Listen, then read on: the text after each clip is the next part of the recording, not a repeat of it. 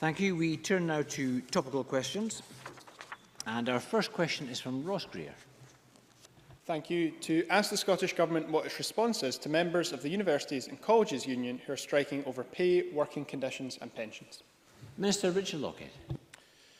The current industrial action is, of course, unwelcome news.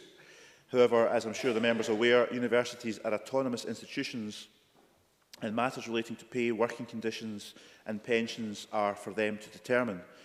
Well, it's not for this government to intervene.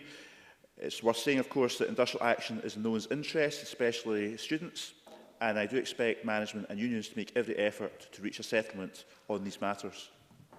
Ross Greer. Thank you. I thank the Minister for that answer.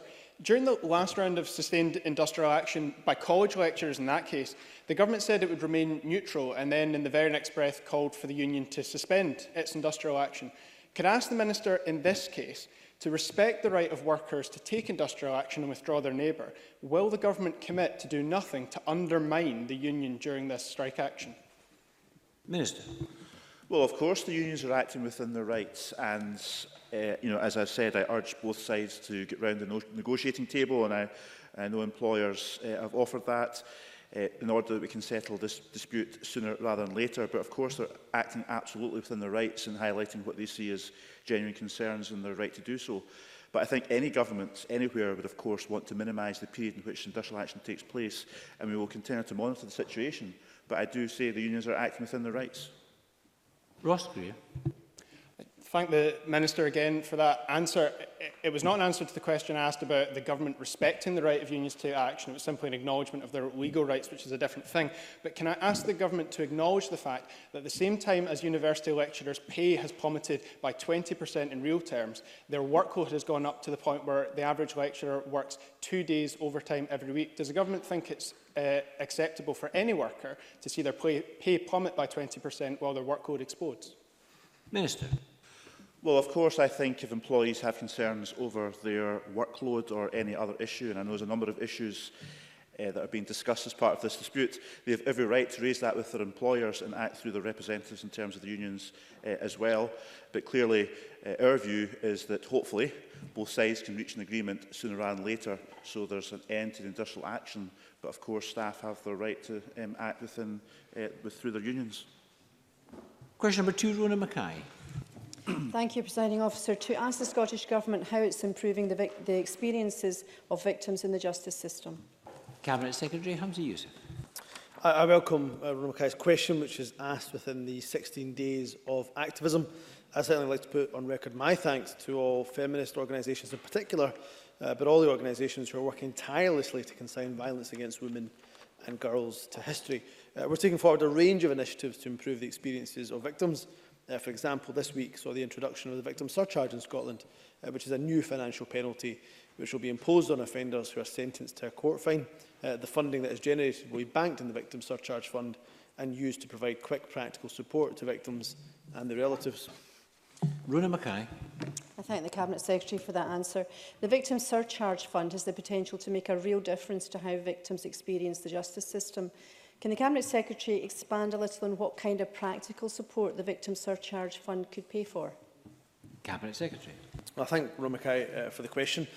She's right to put an emphasis on practical support. That's what we want the Victim Surcharge Fund to be able to provide, is that practical support. I've also I've also said this to the Justice Committee, that I've expected the fund to be as flexible as it possibly can, so it can help with a whole range of issues. So it can pay for things like new windows or doors or an alarm system for victims of housebreaking, right the way through to counselling for those families that have been bereaved by crime.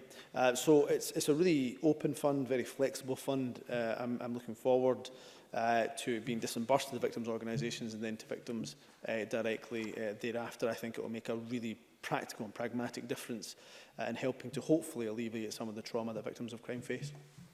Rona Mackay. Again, I thank the Cabinet Secretary for that answer. This fund is only one example of how the Government is working to improve the experience of victims. Can the Cabinet Secretary outline what other work the Government is doing to support victims and witnesses? Cabinet Secretary. There's quite a range of work that's underway. I certainly know that much of the work, there is still plenty of work to be done. I meet with enough excuse me, victims and families of victims to know that there is still plenty to do. But I'm delighted that Lord Advocate and I co-chair the Victims Task Force that brings together leaders right across the justice sector and field, including victims' organisations, with a key focus on developing and further enhancing our victim-centred approach to the justice system. We're obviously investing, as the member will know, £18 million this year in victim support services. We're also helping the most vulnerable victims and witnesses, as demonstrated with the opening of the Evidence and Hearing Suite in Glasgow last week, supported by almost £1 million of Scottish Government funding. But nonetheless, there is plenty that we are doing, but nonetheless, I repeat what I said at the opening of my answer, that we realise there is still much to do, and that will always be informed by the direct experience of victims. Liam Kerr. Thank you, Presiding Officer. On Friday, the Scottish Government released an analysis on transforming parole in Scotland, aiming for more involvement of victims. Now, anything that improves the experience of victims of crime and witnesses is to be welcomed. But will the Cabinet Secretary consider extending those provisions to cover temporary release? Cabinet Secretary. Well, I understand why Liam Kerr asked the questions. I just would say it's important that we don't conflate the two, and I appreciate he's not doing that, but it's important we don't conflate the two, parole with temporary release. So two different mechanisms for two very different purposes, though they are interlinked, and I accept that point. So I'll explore what's been said in and around parole and see whether there's any learning that can be had for temporary release. I will be open-minded in that, but I think it's essentially important that we're focusing on parole. We've heard some really good feedback from victims, a number of victims who said they wanted to attend parole hearings, for example. They wanted more confidence in relation to what could be done around exclusion zones. These are all things that we've said we will now take forward as a government. James Kelly. Thank you, Presiding Officer. The Victim Surcharge Fund is welcome to support victims whose life has been disrupted as a result of crimes committed against them. Can I ask, it's important that all victims are able to access the fund, so can I ask the Cabinet Secretary what steps will be taken to ensure that victims who maybe don't have direct links with the organisations that have been set up to facilitate applications, to ensure that they're made aware of the fund and the processes involved to make an application? Cabinet Secretary. Well, I think that's a hugely important point. I know Victim Support Scotland, for example, if you become a victim of crime, the details of the organisation will be sent to you. And Victim Support Scotland know that there's certainly a significant proportion and percentage of people that do not take up that support. So we'll certainly work closely with the organisations like VSS to get to those individuals who don't often access support services for them to know. So when the Victim Surcharge Fund is ready to launch, it takes time for the money to obviously accumulate in the fund. So we predict, or we estimate, I should say, summer next year. I'll take James Kelly's points on board so that there's enough marketing and raising awareness of the fund so that it reaches those people that perhaps our traditional methods haven't reached previously.